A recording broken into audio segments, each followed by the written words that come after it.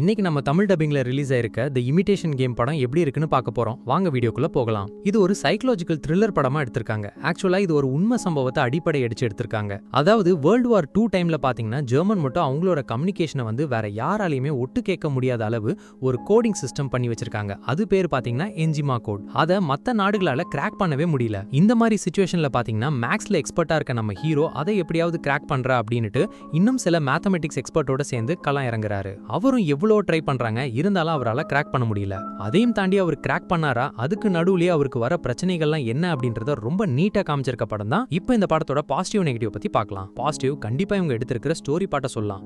ஒரு தரமான story part, ஒரு உண்மை சம்பவத்தை அதுவும் வேர்ல்டு வார் 2 டைம்ல எப்படி இருந்திருக்கும், அதை ஒரு மேத்தமெட்டிஷியன் எப்படி கிராக் பண்றாரு அப்படின்றதெல்லாம் ரொம்ப நீட்டாவே காமிச்சிருக்காங்க. டெக்னிக்கலி இந்த படம் பயங்கர சவுண்டான ஒரு படமா இருக்கு எல்லா ஆஸ்பெக்ட்ஸ்லயுமே. அதுவும் குறிப்பா அந்த காலகட்டத்தை நம்ம கண் முன்னாடி காமிச்சிருக்காங்க. விஎஃப்எக்ஸ் இஜி எல்லாம் தரமா பண்ணி கொடுத்திருக்காங்க. சினிமாட்டோகிராஃபி, சவுண்ட் எஃபெக்ட்ஸ், பிஜிஎம் எல்லாமே சூப்பரா இருக்கு. பெர்ஃபார்மன்ஸும் பாத்தீங்கன்னா படத்துல நடிச்ச ஒவ்வொருத்தருமே நீட்டான பெர்ஃபார்மன்ஸ் கொடுத்திருக்காங்க.